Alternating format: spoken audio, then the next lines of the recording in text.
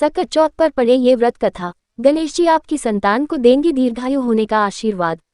Video में आगे बढ़ने से पहले वीडियो को लाइक करके चैनल को सब्सक्राइब कर लीजिएगा और कमेंट में यह जरूर बताइएगा कि आप यह व्रत किसके लिए कर रहे हैं। साथ साथ अपने बच्चों का नाम कमेंट में जरूर लिखिएगा। सकट चौथ का व्रत सोमवार 29 जनवरी को यानी कि आज रखा जाएगा और इस दिन गणेश जी की विधि विधान से पूजा की जाती है और पूजा में व्रत कथा का पाठ करने का विशेष महत्व माना गया है। सकट चौथ का व्रत माताएं संतान की दीर्घायु के लिए करती हैं और पूजा करके सकट माता की कथा पढ़ती है। इस कथा को पढ़ने से आपकी संतान को सुखी संपन्न और खुशहाल होने के साथ ही दीर्घायु प्राप्त करती है। एक बार गणेश जी बाल रूप में चुटकी भर चावल और एक चम्मच दूध लेकर पृथ्वीलोक के भ्रमण पर निकले। वे सबसे यह कहते घूम रहे थे, कोई मेरी खीर बना दे, कोई मेरी खीर बना दे। लेकिन सबने उनकी बात पर ध्यान नहीं दिया। तभी एक गरीब बुढ़िया उनकी खीर बनाने के लिए तैयार हो गई। इस पर गणेश जी ने घर का सबसे बड़ा बर्तन चूल्हे पर चढ़ाने को कहा। बुढ़िया ने बाल लीला समझते हुए घर का सबसे बड़ा भगोना उस पर चढ़ा दिया। गणेश जी के दिए चावल और दूध भगोने में डालते ही भगोना भर गया। इस बीच गणेश जी वहां से चले गए और बोले, अम्मा जब खीर बन जाए तो बुला लेना। पीछे से बुढ़िया के बेटे की बहू ने एक कटोरी खीर चुराकर खा ली और एक कटोरी खीर छिपाकर अपने पास रख ली। अब जब खीर तैयार हो गई तो बुढ़िया माई ने आवाज लगाई, आचार्य गणेशा खीर खा ले। तभी गणेश जी वहां पहुंच गए और बोले कि मैंने तो खीर पहले ही खा ली। तब बुढ़िया ने पूछा कि कब खाए, तो वे बोले कि जब तेरी बहू ने खाए तभी मेरा पेट भर गया। बुढ़िया ने इस पर माफी मांगी। इसके बाद जब बुढ़िया ने बाकी बची खीर का क्या करें इस बारे में पूछा तो गणेश जी ने उसे नगर में बांटने को कहा और जो बचे उसे अपने घर की जमीन गड्ढा करके दबा दें।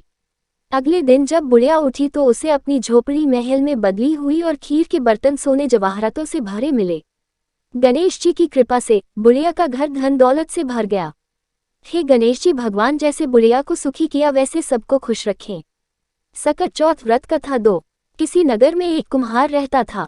एक बार जब उसने बर्तन बनाकर आंवा लगाया तो आंवा नहीं पका। हार कर वह राजा के पास जाकर प्रार्थना करने लगा कि आंवा पक ही नहीं रहा है। राजा ने पंडित को बुलाकर कारण पूछा तो राज पंडित ने कहा कि हर बार आंवा लगाते समय बच्चे की बलि देने से आंवा पक जाएगा। राजा का आदेश हो गया। बलि आरंभ हुई। जिस परिवार की बारी होती वह परिवार अपने बच्चों में से एक बच्चा बलि के लिए भेज देता। इसी तरह कुछ दिनों बाद सकट के दिन एक बुढ़िया के लड़के की बारी आई। बुढ़िया के लिए वही जीवन का सहारा था, लेकिन राजाज्ञा के आगे किसी की नहीं चलती।